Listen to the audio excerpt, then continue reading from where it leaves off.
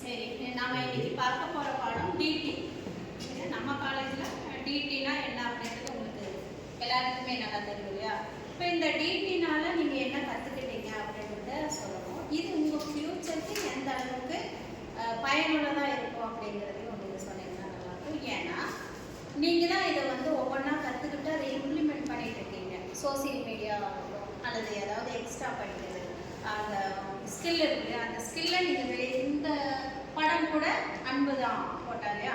அப்போ இதெல்லாம் உங்களுக்குரிய ஸ்கில் இருக்குது, உங்ககிட்ட ஒரு திறமை இருக்குது. அதை நீங்கள் வெளிப்படுத்துறதுக்கு இந்த 5 பில்லர் அப்படின்றது யூஸ்ஃபுல்லாக இருக்கு இல்லையா? அப்போ இதெல்லாம் ஜஸ்ட் படம் அப்படின்றத விட இதை உங்ககிட்ட இருக்கிற திறமை வெளி உலகத்துக்கு தெரியப்படுத்துது. வெளி உலகத்துக்கு ஏன் தெரியப்படுத்தணும் அப்படின்னு பார்த்தீங்கன்னா,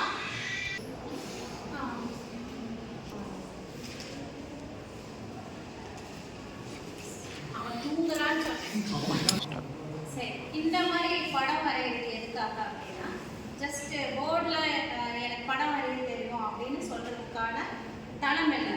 இதன் மூலயமா ஒரு இன்கம் ஏற்படுத்திக்கலாம் அப்படிங்கிறத நீங்கள் தெரிஞ்சுக்கணும். இப்போல்லாம் இந்த மாதிரி சின்ன சின்ன விஷயங்கள் தான் நம்மளுக்கு சின்ன விஷயமா தெரிஞ்சது. இதன் மூலயமா வருமானத்தை பெருக்க முடியும் அப்படின்றது சோசியல் மீடியாவில் நம்ம எல்லாம் பார்க்குறத வச்சு நம்ம கண்டுபிடிப்போம், தெரியுது இல்லையா?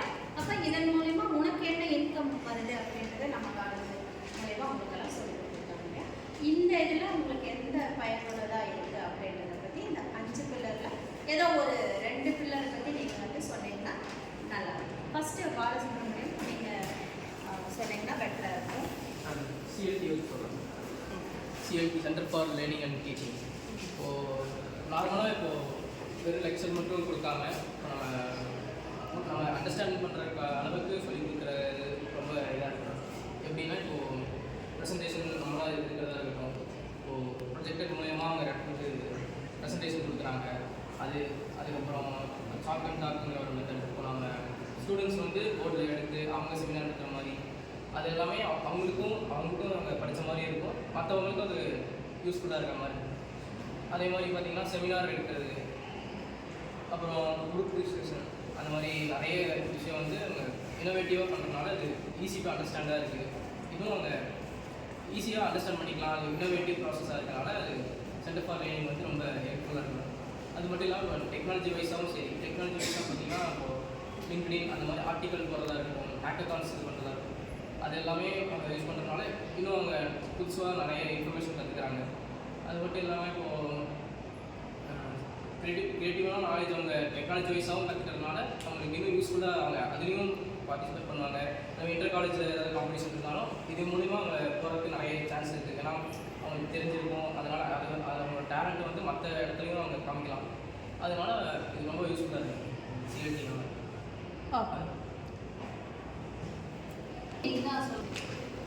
சரி, இப்போ பாலா சொன்ன மாதிரி நிறையா ஸ்கில் அண்ட் லேர்னிங் பண்ணி கற்றுக்கிறது என்ன அப்படிங்கிறது நிறைய விஷயம் சொல்லலாம். இப்போது செமினார் எடுக்கிறதுல இருந்து அல்லது நீங்கள் பிபிடி போடுறதுலேருந்து எல்லாமே புதுசாக தெரிஞ்சுக்கிட்டீங்க, கற்றுக்கிட்டீங்க. அது தனி ஒரு ஸ்டூடெண்ட்டாக இருந்து முன்னால் நின்று ப்ரெசென்ட் பண்ணுறதுன்றது பெரிய விஷயம். அதை இங்கே இருக்கிற மூலயமா நீங்கள் நிறையா கற்றுக்கிட்டீங்க அப்படின்றத சொன்னோம்.